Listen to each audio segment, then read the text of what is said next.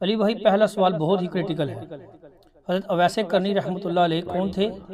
سنا ہے کہ وہ تابعی تھے، لیکن ان کا مرتبہ صحابہ اکرام رضی اللہ عنہ والا تھا، حتیٰ کہ رسول اللہ صلی اللہ علیہ وآلہ وسلم نے سیدنا عمر فاروق رضی اللہ عنہ اور مولا علی علیہ السلام کو بھی حکم دیا تھا کہ تم لوگ بھی اویس کرنی رحمۃ اللہ علیہ سے اپنے حق میں دعا کروانا۔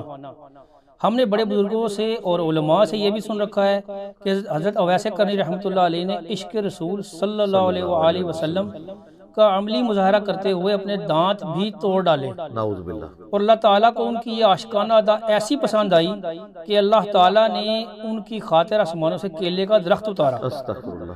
کیونکہ دانت توڑنے کے باعث وہ کھا نہیں سکتے تھے۔ یہ تمام باتیں درست ہیں یا محض کہانیاں؟ ساتھ ساتھ یہ بھی بتاتے چلیے گا کہ یہ سلسلہ اویسیہ کیا چیز ہے؟ دیکھیں جی، کچھ تو اس میں کہانیاں ہیں اور کچھ واقعی حقائق ہیں۔ سیدنا اویس بن عامر الیمنی القرنی رحمہ اللہ تعالی ورضی اللہ تعالی عنہ وعلیہ السلام خیر التابعین میں سے ہے۔ اچھا، یہ لفظ ہے اویس، ہم ویسے بول رہے ہوتے ہیں اویس، اویس لفظ نہیں ہے۔ جو الف ہے نا، جسے عربی میں حمزہ کہتے ہیں، اس کے اوپر پیش ہے، پھر واو کے اوپر زبر ہے، اویس، ٹھیک ہے۔ ان کا نام تھا اویس بن عامر، اور قبیلہ مراد سے یہ تعلق رکھتے تھے یمن میں، اور اس کی سب برانچ تھی قرن، اس کی وجہ سے ان کو الیمنی القرنی کہا جاتا ہے، رحمہ اللہ تعالی ورضی اللہ تعالی عنہ وعلیہ السلام۔ اہل سنت میں میرے بھائیوں 4 تابعین ایسے ہیں جنہیں اولو العزم تابعین کہا جاتا ہے۔ یعنی تابعی کون؟ جو صحابہ کرام علیہم رضوان کی صحبت اختیار کرتے ہیں، ان کی پیروی اختیار کرتے ہیں، جن کا مرتبہ صحابہ کرام کے بعد سب سے زیادہ ہے اس امت میں۔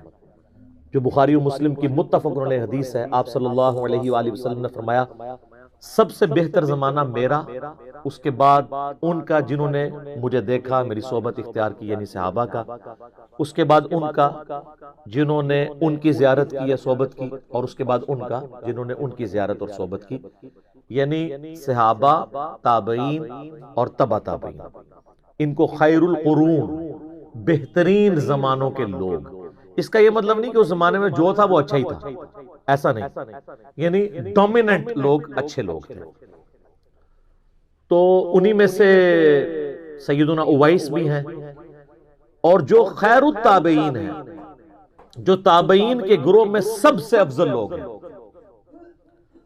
ان میں 4 بندے ہیں۔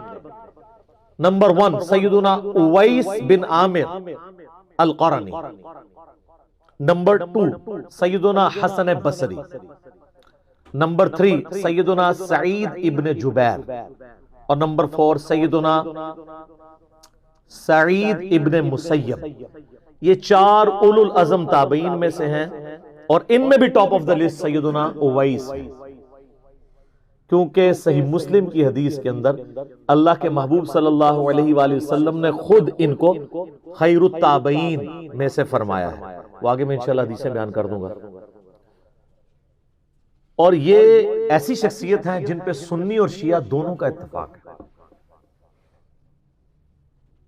یہ ان کا سب سے بڑا پلس پوائنٹ ہے کہ اویس ابن عامر القرنی کو سنی اور شیعہ دونوں بزرگ تابعین میں سے مانتے ہیں، لہذا یہ ان کی یعنی جو آپ خصوصیات گنوائیں گے اس میں پروٹوکول میں ایک یہ بھی چیز ہے، ورنہ سنی شیعہ کنفلکٹ جس لیول پہ اترا ہوا ہے، یہاں پہ تو صحابہ بھی اپنے اپنے لوگوں نے منے ہوئے ہیں، سوائے چاند ایک کے جو کامن ہے، تو وہاں پہ تابعین بھی اگر کوئی کامن ہوتے ہیں تو یہ ایک بہت بڑا ایک اعزاز ہے جو سیدنا اویس ابن عامر القرنی رحمہ اللہ تعالیٰ کو حاصل ہے۔ اچھا، یہ جن 4 تابعین کے میں نے نام آپ کو گنوائی، یہ چاروں شیعہ علی میں سے تھے، یعنی مولا علی کی پارٹی کے لوگ، اور انہوں نے آل امیہ کی ماریں کھائیں، پھر بھی انہوں نے اہل بیت کے فضائل بیان کرنا کبھی نہیں چھوڑے، چاہے اویس کرنی ہو، حسن بصری ہو، سعید ابن جبیر ہو، اور سعید ابن مسیب ہو۔ یہ ان 4 کے اوپر میں 1 گھنٹہ بول سکتا ہوں کہ انہوں نے کیا تکلیفیں اٹھائی ہیں اہل بیت کی شان کو پروموٹ کرنے کے لیے آل امیہ سے، کیونکہ آج ٹاپک نہیں ہے، میں اس کو سکپ کر رہا ہوں۔ رہے سیدنا اویس ابن عامر تو یہ تو خیر التابعین میں سے ہے. صحیح بخاری اور مسلم کی متفق علیہ حدیث ہے. آپ صلی اللہ علیہ وآلہ وسلم نے فرمایا کہ ان قریب یمن کے لوگ تمہارے پاس آئیں گے. یعنی آپ علیہ السلام فرمایا میری وفات کے بعد جیسے اسلام پھیلے گا تو لوگ مسلمان ہو کے ظاہر ہے وہ پھر مرکز مدینہ شریف میں آتے تھے. تو تم دیکھو گے کہ یہ بڑے رقیق القلب لوگ ہیں, بڑی ان کے اندر رقت ہے, ان کے دلوں کے اندر دلوں کی نرمی ہے. پھر آپ علیہ السلام نے فرمایا جو غرور اور تکبر ہے نا یہ اونٹ پالنے والے لوگوں میں ہے, اور جو بکریاں پالنے والے لوگ ہیں نا یہ نرم دل لوگ ہوتے ہیں. ظاہر ہے وہ یعنی اونٹ والی خصوصیات پہ ٹرانسفر ہونا شروع ہو جاتی ہے نا, تو بکریوں والے. اس لیے آپ دیکھیں تمام انبیاء کرام علیہ السلام بکریاں چرایا کرتے ہیں. ان کو یہ پریکٹس کروائی جاتی تھی کہ امتیوں کا ریوڑ بھی تو ان کے حوالے ہونا ہے, تو ان کی پہلے اللہ تعالیٰ پریکٹس کرواتا تھا. اسی طریقے سے صحیح بخاری میں ایک بڑی مشہور حدیث ہے کہ آپ علیہ السلام نے دعا فرمائی اے اللہ ہمارے شام میں برکت نازل فرما. پھر فرمایا اے اللہ ہمارے یمن میں برکت نازل فرما. تو کچھ نجدی بیٹھے ہوئے تھے, انہوں نے کہا یا رسول اللہ ہمارے نجد کے لیے بھی دعا کریں. تو آپ نے پھر اپنی دعا ریپیٹ کی اے اللہ ہمارے شام میں برکت نازل فرما, ہمارے یمن میں برکت نازل فرما. 3 دفعہ ریپیٹ کی, اور چوتھی دفعہ آپ نے فرمایا کہ نجد میں تو زلزلے ہوں گے اور وہاں سے شیطان کا سینگ نکلے گا.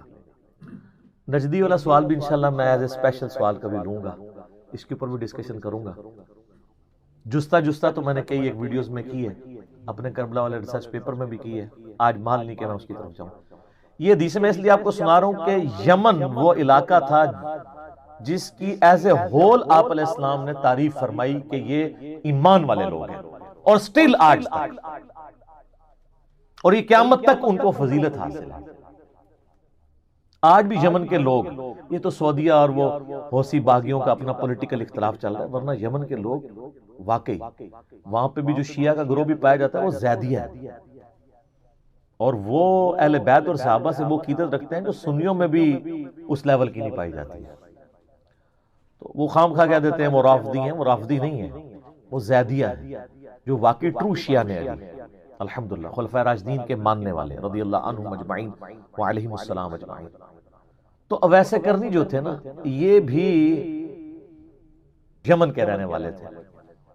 شام اور یمن جس کے لیے دعائیں کی گئی, یمن کے رہنے والے قبیلہ مراد کی سب ایک شاخ تھی قرن, اس کے ساتھ ان کا تعلق تھا الحمدللہ. اچھا صحیح مسلم میں اوپر تلے اکٹھی 3 حدیثیں ہیں اویس کرنی کے بارے میں. انٹرنیشنل نمبر کے مطابق 6490 سے لے کر 492 تک, یعنی 6490, 491 اور 492. اس کے اوپر چیپٹر ہی ہے اویس القرنی کی فضیلت کا بیان, اور یہ تینوں حدیثیں سیدنا عمر فاروق رضی اللہ تعالیٰ عنہ علیہ السلام سے ہیں. یہ جو مولا علی کا ذکر آیا نا, ان احادیث میں مولا علی کا ذکر نہیں ملتا, وہ ہمارے چند وائزین نے مولا علی کا بھی بیچ میں نام داخل کر دیا. بیسیکلی حضرت عمر سے یہ ساری چیزیں ریلیٹڈ ہیں, جو مسلم شریف میں آپ اوپر تلے یہ 3 احادیث پڑھ سکتے ہیں. اب یہ وہ تینوں احادیث اتنی امپورٹنٹ ہیں کہ میں ان تینوں کو کوشش کروں گا کہ یہاں پر کور کروں. پہلی حدیث جو صحیح مسلم میں ہے وہ 6490 ہے, سیدنا عمر فاروق رضی اللہ تعالیٰ عنہ سے. آپ نے روایت کیا کہ آپ صلی اللہ علیہ وآلہ وسلم نے اویس کرنی کے بارے میں کیا فرمایا تھا. وہ کانٹیکسٹ حدیث کا یوں شروع ہوتا ہے کہ اہل کوفہ کا ایک وفد امیر المومنین سیدنا عمر فاروق رضی اللہ تعالیٰ عنہ وعلیہ السلام کو ملنے کے لیے آیا. ان میں ایک ایسا بندہ بھی تھا جو سیدنا اویس کا مذاق اڑایا کرتا تھا, حالانکہ ان کے قبیلے کا تھا. تو سیدنا عمر کی عادت تھی جب بھی حج کے موقع پر لوگ آتے تھے نا, تو ظاہر ہے لوگ پھر آپ کو آ کے ملتے بھی تھے. آپ ہر سال ہی حج کیا کرتے تھے, تو لوگوں کی خواہش ہوتی تھی امیر المومنین کی زیارت بھی ہو جائے گی, اور وہ ان کے لیے پیر و مرشد بھی تھے, بیعت بھی کی ہوئی تھی, سب کچھ تھا, صحابی بھی تھے. تو اس وفد جب بھی کوئی وفد آتا نا تو خصوصاً کوفے سے, تو حضرت عمر فاروق کی عادت تھی ان سے پوچھا کرتے تھے کہ بھئی تم میں سے کوئی شخص اویس ابن عامر کو جانتا ہے. تو وہ جو بندہ حضرت اویس کا مذاق اڑایا کرتا تھا نا, ان کے قبیلے کا بندہ, آج بھی دیندار لوگوں کا لوگ مذاق اڑاتے ہیں, پاگل ہیں, فنیٹکس ہیں, یہ تو نہیں ہے بالکل ہی دنیا چھوڑ کے بیٹھ جاؤ. اچھا جی دین دنیا ساتھ لے کے چلو. حالانکہ جو یہ کہہ رہے ہوتے ہیں اللہ کے فضل سے نماز بھی انہوں نے کبھی پڑھی ہوتی ہے اور آپ کو مشورہ دے رہے ہوتے ہیں دین دنیا ساتھ, یعنی 24 گھنٹہ میں سے 12 اللہ کے لیے 12 دنیا کے لیے. نہیں, 1 گھنٹہ نہیں دے سکتے 5 نمازوں کا ملا کے کمبائن. تو بتایا گیا کہ یہ امیر المومنین. تو پوچھا کہ تم اہل قرن میں سے ہو؟ انہوں نے کہا ہاں جی میں قرن میں سے ہوں. تو انہوں نے کہا کہ میں نے نبی صلی اللہ علیہ وآلہ وسلم سے خود سنا تھا, حضرت عمر کہتے ہیں, کہ تمہارے پاس یمن میں سے ایک آدمی آئے گا اویس بن عامر. اس کی ایک والدہ ہے جس کی خدمت کی وجہ سے اس سے مشغولیت ہے, یعنی وہ میری خدمت میں اس لیے حاضر نہیں ہو سکا, کہ اپنی ماں کی خدمت کرتا ہے اور اس کی ماں کا کوئی اور ایسا رشتہ دار نہیں جو اس کو لک آفٹر کر سکے. اس کے جسم پر برس کی بیماری کے داغ تھے. پھر اس نے اللہ سے دعا کی تو وہ جسم سے داغ جاتے رہے. اب صرف 1 درہم کے برابر داغ اس کے جسم پہ باقی ہے اس بیماری کا. وہ بیماری اللہ تعالیٰ نے دور کر دی ہے. اور تم میں سے جو شخص بھی اس سے ملے اپنی مغفرت کی دعا اس سے کروائے. اچھا نبی علیہ السلام نے یہ نہیں کہا کہ اس سے جو ہے وہ مال و دولت کی دعا کروائے. استغفار کے الفاظ ہیں, اپنے لیے استغفار کروائے کہ وہ اللہ کے حضور تمہارے لیے استغفار کرے. اس سے اگلی حدیث جو صحیح مسلم کی ہے 6491, اس میں الفاظ ہیں آپ صلی اللہ علیہ وآلہ وسلم نے فرمایا ان خیر التابعین رجل یقال له اویس, بے شک تابعین میں سب سے بہتر شخص وہ ہے جس کا نام اویس ہوگا. اب خیر التابعین خود ہی نبی الاسلام نے گریڈنگ کر دی. جس طرح ہم گریڈنگ کرتے وقت سیدنا ابوبکر عمر عثمان و علی کو ٹاپ پہ لے کے آتے ہیں, تو تابعین میں ٹاپ پہ کون؟ اویس ابن عامر رضی اللہ تعالیٰ عنہ وعلیہ السلام ورحمہ اللہ تعالی. تو وہ خیر التابعین میں سے ہے. تم میں سے جو شخص اس سے ملے اپنے حق میں دعائے مغفرت کروائے, اور وہ شخص ایسا ہے کہ اگر وہ اللہ کے نام کی قسم کسی معاملے میں اٹھا لے تو اللہ تعالیٰ اس کی قسم کو پورا کر دے گا. سبحان اللہ, بہت بڑی فضیلت ہے. جو بخاری مسلم میں حدیث ہے نا کہ دنیا میں ایسے لوگ بھی ہیں اگر کسی معاملے میں اللہ پر قسم کھا دے نا تو اللہ تعالیٰ ان کی قسم پوری کر دے گا. یہ وہ حدیثیں ہیں جو بیان کر کر کے نا اپنے ننگے پیروں کو لوگ ثابت کر رہے ہوتے ہیں. سر جن کو نماز نہیں آتی, تجوید کے ساتھ اذکار نہیں آتے, وضو غسل کا طریقہ صحیح طریقے سے نہیں آتا, ان کے بارے میں یہ حدیثیں نہیں ہیں. وہ تو ان درویشوں کے لیے ہیں جنہوں نے اپنی زندگی اللہ کے لیے دی تھی, اپنی عبادت کروانے کے لیے نہیں, اللہ کی عبادت کرنے کے لیے. اپنے آپ کو انہوں نے مٹایا ہوا تھا. یہ وہ لوگ تھے جنہوں نے کبھی یہ نہیں کہا تھا ہم اس وقت تک جنت میں نہیں جائیں گے جب تک اپنے سارے مریدوں کو نہ لے جائیں. کتنے ایک ہی جا کے پتہ چلے گا. یہ وہ لوگ نہیں تھے جو اتنے متکبرانہ جملے بولتے ہوں کہ تمام ولیوں کی گردن پہ میرا پاؤں ہے. جن کی طرف منسوب بھی کیا انہوں نے بھی نہیں یہ بولا ہوا. ہم ان کو نہیں کریٹیسائز کر رہے, ان کے جو یہ فالوورز ہیں نا ان کو کریٹیسائز کر رہے ہیں کیوں جھوٹی باتیں ان کی طرف تم لوگوں نے منسوب کی. اچھا جو تیسری حدیث ہے نا صحیح مسلم کی 6492, وہ بڑی لمبی حدیث ہے اور بڑی رکت انگیز حدیث ہے, اور وہ بھی سیدنا عمر فاروق رضی اللہ تعالیٰ عنہ علیہ السلام سے. اس میں بھی یہ الفاظ موجود ہیں کہ ایسے اللہ کے نیک بندے جو اللہ پر قسم کھا لیں کہ اللہ ان کی قسم پوری کرے. اویس ابن عامر بھی ان میں سے. وہ حدیث یوں ہے کہ سیدنا عمر فاروق رضی اللہ تعالیٰ عنہ کو جب حج کے موقع پر لوگ ملنے کے لیے آتے تھے نا تو ان کی عادت تھی کہ وہ ہر دفعہ ان کا انٹرویو کیا کرتے تھے, خصوصاً یمن کے جو لوگ تھے, کوفے کے لوگ تھے, کیونکہ کوفے میں بھی قرن قبیلہ آباد تھا. اسی طریقے سے ایک دفعہ وہ انٹرویو کر رہے تھے تو آپ نے پوچھا کہ تم میں سے کوئی شخص اویس موجود ہے, تو بائی چانس اس سفر کے اندر سیدنا اویس بھی آئے ہوئے تھے خود امیر المومنین کے پاس. تو آپ نے ان سے پوچھا تم اویس ہو؟ انہوں نے کہا ہاں. قبیلہ قرن سے تعلق رکھتے ہو؟ ہاں. اچھا تمہاری ماں ہے جس کی خدمت کی مشغولیت کی وجہ سے نبی علیہ السلام کے پاس نہیں حاضر ہو سکے تھے اور اس کی کوئی دیکھ بھال کرنے والا نہیں ہے, بوڑھی ماں کا؟ ان کا جی ہاں. اور تمہیں برس کی بیماری بھی تھی, پھر تم نے اللہ سے دعا کی اور اللہ تعالیٰ نے تمہاری بیماری دور کر دی اور صرف ایک درہم جتنا نشان تمہارے جسم پہ باقی رہ گیا برس کا، تم وہی ہو؟ ان کا ہاں جی میں وہی ہوں۔ تو پھر سیدنا عمر نے کہا کہ میں نے تو نبی علیہ السلام سے تمہارے بارے میں یہ سنا تھا کہ جو شخص اس سے ملے اس سے اپنے لیے دعائے مغفرت کروائے۔ ہائے ہائے ہائے ہائے، ایک صحابی تابعی کو کہہ رہا ہے، سر آپ ذرا امیجن کریں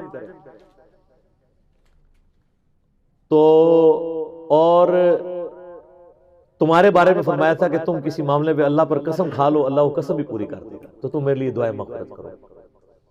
پہلے تو وہ تھوڑے ریلیکٹنٹ ہوئے، ظاہر ہے امیر المومنین کروڑوں ویسے کرنی سیدنا عمر کی جوتیوں پہ قربان، مرتبہ تو ظاہر ہے وہ۔ تو پھر حضرت عمر نے جب کہا کہ مجھے نبی علیہ السلام نے حکم دیا تھا تو میرے لیے دعا کرو، تو پھر انہوں نے ان کے لیے دعا کی۔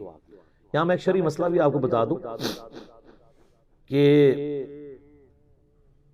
جو افضل شخص ہے وہ مفضول سے دعا کروا سکتا ہے۔ جو افضل شخص ہے وہ ایسے شخص سے دعا کروا سکتا ہے جو اس سے کم افضل ہو، جس پہ اس کی فضیلت ہو۔ اب یہ تو ڈیفرنس ہی کچھ نہیں ہے۔ بخاری اور مسلم دونوں میں حدیث ہے کہ جس شخص نے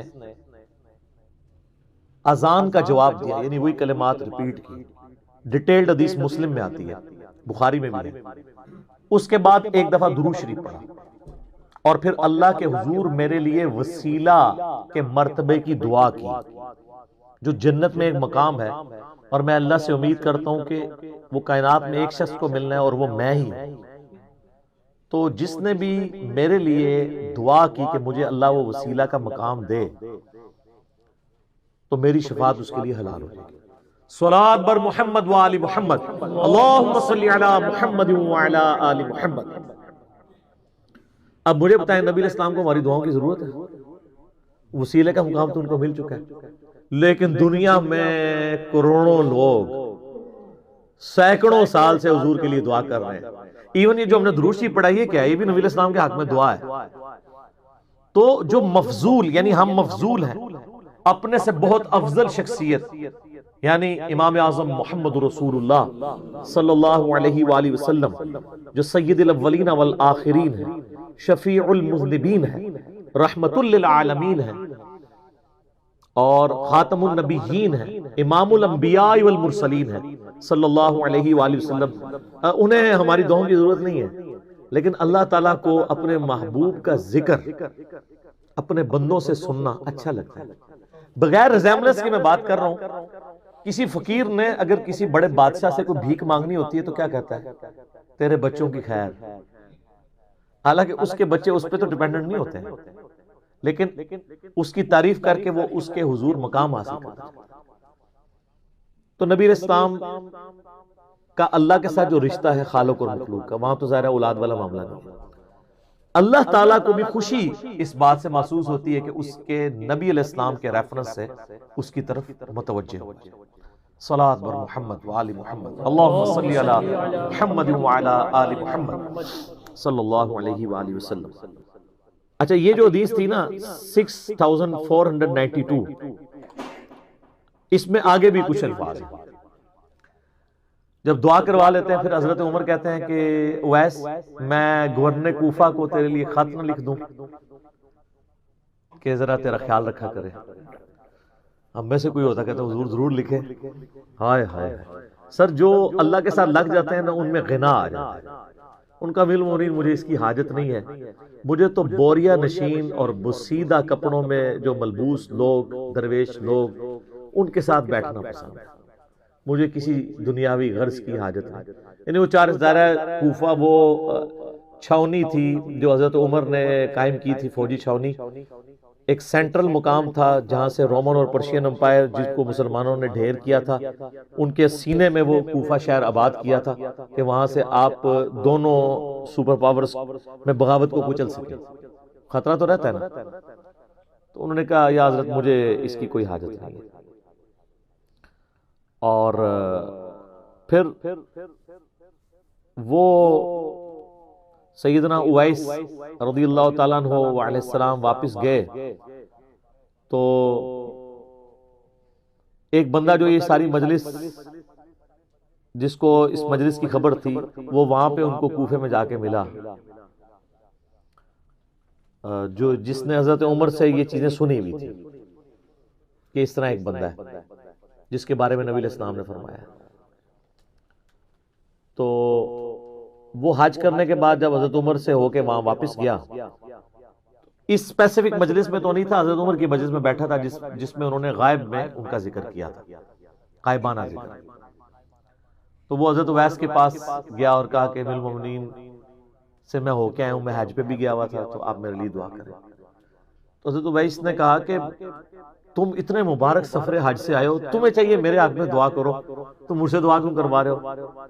ان کا حضرت آپ کے بارے میں تو نبی علیہ السلام نے فرمایا کہ جو اویس کو ملے تو اس سے دعا کروائے. تو انہوں نے کہا تم لگتا ہے کہ عمر ابن خطاب سے مل کے آئے ہو.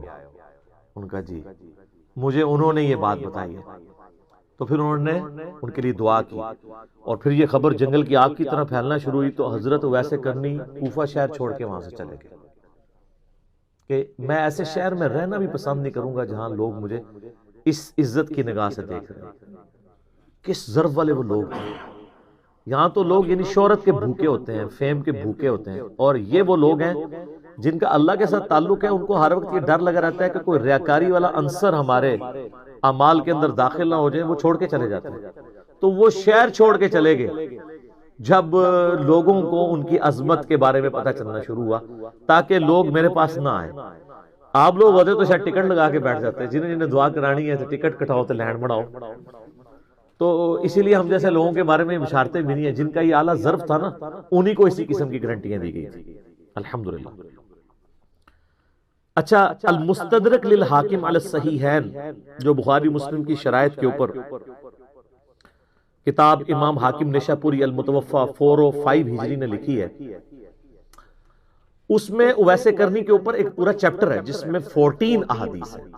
انٹرنیشنل نمبر کے مطابق 5716 سے لے کر 5729 تک پورا چیپٹر ہے اویس کرنی کے اوپر رحمہ اللہ تعالی ورضی اللہ تعالی عنہ وعلیہ السلام. اچھا، یہ جو میں دعائیں دیتا ہوں نا، یہ آپ کسی کو بھی دے سکتے ہیں، رحمہ اللہ بھی، رضی اللہ عنہ بھی، علیہ السلام بھی. آج میں اس پہ بولنا نہیں چاہتا، میرا یوٹیوب پہ کلپ دیکھ لیں، رضی اللہ عنہ پہ دھوکہ. میں نے اہل سنت کی مین سٹریم کی کتابوں سے ثابت کیا ہے کہ یہ جو ہم نے ڈویژن کر لی ہے نا کہ علیہ السلام انبیاء کے لیے ہے، صحابہ کے لیے رضی اللہ عنہ ہے، غیر صحابہ کے لیے رحمہ اللہ، یہ کوئی تفریق نہیں تھی. اور اس میں میں نے سارے دلائل رکھے ہیں کہ یہ فرقہ واریت کی وجہ سے تفریقات ہوئی ہیں، پہلے یہ نہیں ہوتی تھی. آج چونکہ محل نہیں کہ میں اس ڈیٹیل میں جاؤں. المستدرک للحاکم کی جو 14 احادیث ہیں، میں ساری تو نہیں کور کروں گا، اس میں کچھ ضعیف احادیث بھی ہیں، کچھ صحیح بھی ہیں، اور میں ان کا لب لباب آپ کے سامنے صحیح الاسناد احادیث کا رکھ دیتا ہوں. کہ اویس کرنی رحمہ اللہ تعالیٰ کے بارے میں المستدرک للحاکم میں آتا ہے کہ وہ 37 ہجری میں جنگ صفین میں مولا علی کی طرف سے لڑتے ہوئے شہید ہوئے. اس وقت ان کی عمر 63 ایئرس تھی. یعنی آپ سمجھ لیں کہ یہ حضرت علی کے آلموسٹ ہم عمر ہی تھے، 3 سال ہی چھوٹے تھے. کیونکہ مولا علی جب شہید ہوئے اس وقت ان کی بھی آلموسٹ عمر 63 ایئرس تھی، 63 یا 64 تھی. تو وہ جنگ صفین کے 3 سال کے بعد 40 ہجری کے اندر سیدنا علی شہید ہوئے. سیدنا اویس ابن عامر رحمہ اللہ تعالیٰ کے بارے میں المستدرک للحاکم کی ان احادیث میں ملتا ہے کہ انہوں نے مولا علی نے جب جنگ صفین کے موقع پر کہا کہ کون ہے جو بیعت کرے موت کے اوپر کہ میرا ساتھ نہیں چھوڑے گا، تو ان میں اویس کرنی بھی شامل تھے جنہوں نے مولا علی کے ہاتھ پہ بیعت کی. اور انہی حاکم کی احادیث میں آتا ہے کہ جنگ صفین کے دوران حضرت معاویہ رضی اللہ تعالیٰ عنہ کی ایک فوجی نے بلند آواز سے پوچھا کیا تم میں اویس ابن عامر ہیں حضرت علی کے سپورٹرز میں، لڑنے والوں میں؟ تو بتایا گیا کہ ہاں. تو اس نے کہا کہ مجھے نبی علیہ السلام کی حدیث پہنچی ہے کہ تابعین میں سب سے بہترین شخص اویس ابن عامر القرنی ہے. اس نے اپنے گھوڑے کو ایڑی لگائی اور حضرت معاویہ کی فوج چھوڑ کے حضرت علی کی طرف آ گیا. وہ اس بات پہ جس طرح کہ عمار ابن یاسر کی وجہ سے کتنے لوگ آئے. حضرت معاویہ جنگ کیوں ہارے تھے صفین؟ کیونکہ جب عمار ابن یاسر کو لوگ دیکھتے تھے نا حضرت علی کی طرف، اور پھر بعد میں وہ شہید بھی ہو گئے.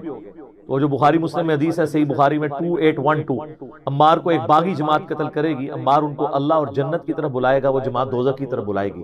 تو پھر لوگ ان کے بڑے قریبی ساتھی بھی حضرت معاویہ کا ساتھ چھوڑ گئے شہادت عمار کے بعد. آج ٹاپک نہیں ہے اس لیے میں اس کو سکپ کرتا ہوں. بہرحال سیدنا اویس قرنی رحمہ اللہ تعالی کو یہ اعزاز بھی حاصل ہے کہ انہوں نے مولا علی کے ہاتھ پر بیعت کی ہے. ان کے مریدین میں سے ان کے اصحاب میں ہی شامل ہوئے. اچھا انہی حدیث میں آتا ہے کہ نبی صلی اللہ علیہ وآلہ وسلم نے فرمایا کہ میری امت کا ایک شخص ایسا ہے کہ جس کی شفاعت سے بنو تمیم سے زیادہ لوگ، اس قبیلے سے زیادہ لوگ اللہ تعالیٰ جنت میں داخل کرے گا، اور وہ اویس ابن عامر القرنی ہے. نبی اسلام کے مبارک ہاتھوں پہ بخاری مسلم میں درجنوں احادیث ہیں کہ شفاعت کا دروازہ کھلے گا. ونس جب یہ دروازہ کھل جائے گا نا، اس کے بعد پھر باقی انبیاء بھی شفاعت کریں گے، فرشتے بھی شفاعت کریں گے، اللہ کے نیک بندے بھی شفاعت کریں گے. نیک بندے وہ نہیں جو اپنی عبادت کرواتے ہیں، جو واقعی جینون نیک لوگ ہیں، صحابہ، تابعین، تبع تابعین اور صحیح العقیدہ جو مسلمان ہیں. تو بنو تمیم بہت بڑا قبیلہ تھا عرب کا، اس سے زیادہ لوگ اویس قرنی کی شفاعت سے جنت میں جائیں گے. انہی احادیث میں حاکم کی آتا ہے کہ کسی نے پوچھا کہ آپ کو یہ مرتبہ کیسے ملا، تو انہوں نے ایک ہی جملہ بولا، ذالک فضل اللہ یؤتیہ من یشاء. یہ اللہ کا فضل ہے، اس کی مرضی جسے مرضی دے دے. ھذا من فضل ربی. انہوں نے کچھ نہیں کہا کہ میں نے بہت بڑا کارنامہ کیا. ٹھیک ہے، ہم تو ویسے اس کو اجتہاداً کہتے ہیں کہ انہوں نے اپنی ماں کی خدمت کی. ماں کی خدمت بڑے لوگوں نے کی ہوگی، بہرحال وہ اللہ کی مرضی ہے. اور بعض جو واعظین ہیں وہ ماں کو بیچ میں لا کے نا تو یہ ثابت کرنے کی کوشش کرتے ہیں بس ماں کی خدمت کر لو، بے شک نمازیں نہ پڑھو. یہ ان کی زندگی میں سے ایک پہلو تھا. اصل چیز یہ تھی کہ گاڈ کانشسنس تھی ان کے اندر. انہی حاکم کی احادیث میں آتا ہے المستدل حاکم میں کہ وہ فرمایا کرتے تھے لوگوں کو واعظ و نصیحت کرتے ہوئے جب کوئی ان کے پاس کوئی چلا جاتا تھا کہ تم اپنے آپ کو یوں سمجھو جیسے تم پوری دنیا کے قاتل ہو. اللہ کے سامنے اپنے آپ کو اس عاجزی کے ساتھ پیش کرو. ایک قتل کیا ہو تو وہ کتنا بندہ اللہ سے ڈرتا ہوگا. گویا تم نے پوری دنیا کو قتل کیا ہوا ہے نا، تو جتنے بڑے مجرم تم ہوگے نا، اپنے آپ کو ہر وقت اسی طرح کا مجرم سمجھا کرو. یہ ان کے اندر خدا خوفی موجود تھی. اچھا انہی حدیث میں ایک بڑی ڈیٹیل حدیث ہے، اس کی صحت میں گویا ویسے تو اختلاف ہے. 5726 نمبر المستدل حاکم میں حرم بن حیان والی رضی اللہ تعالیٰ عنہ وعلیہ السلام، وہ بھی تابعین میں سے ہیں. بس اس میں کچھ چیزیں ہیں جو میں سمجھتا ہوں انمول موتی ہیں، میں بیان کر دوں. اس میں کوئی حرج نہیں ہے کہ ہم ان چیزوں کو ڈسکس کر لیں. اس میں سیدنا اویس قرنی رحمہ اللہ تعالیٰ سے حرم بن حیان جو تھے، حرم را کے نیچے زیر ہے، یہ تابعی تھے. یہ ملنے کے لیے آئے تو کچھ نصیحتوں کے لیے کہا، تو انہوں نے نصیحت جو کی وہ قرآن سے کی. تو وہ کون سی قرآن کی آیات تھی جو اویس قرنی نے پڑھی؟ وہ ہیں سورہ الدخان، پارہ نمبر ہے 25. اس کی چند آیات سیدنا اویس قرنی نے ان کے سامنے تلاوت کی. آیت نمبر 38 سے لے کر 42 تک. اعوذ باللہ من الشیطان الرجیم، بسم اللہ الرحمن الرحیم. وَمَا خَلَقْنَا السَّمَاوَاتِ وَالْأَرْضَ وَمَا بَيْنَهُمَا لَاعِبِينَ. اور ہم نے نہیں پیدا کیا آسمانوں اور زمین کو کھیل کود کے لیے، اور جو کچھ ان کے درمیان ہے اس کو کھیل کود کے لیے. یعنی یہ دنیا کھیل کود کے لیے نہیں ہے، پرپس فل ہے. اس کا ایک مقصد ہے جس کے لیے کائنات پیدا کی گئی ہے. ما خلقناہما الا بالحق. ہم نے ان کو نہیں پیدا کیا مگر حق کے ساتھ، پرپس فل، با مقصد. ولیکن اکثرہم لا یعلمون. لیکن اکثر لوگ اس حقیقت سے ناواقف ہیں. وہی سمجھتے ہیں کھانا پینا مر جانا بس یہی مقصد ہے، جس طرح جانور کر رہے ہیں. ان یوم الفصل میقاتہم اجمعین. بے شک جو فیصلے کا دن ہے اس دن تم سب کے سب لوگوں کو اللہ کے حضور جمع ہونا ہے. یوم لا تغنی مولا عن مولا شیئا. اس دن کوئی دوست کسی دوسرے دوست کے کام نہیں آئے گا. ولا هم ينصرون. لا ہی ان کی مدد کی جائے گی.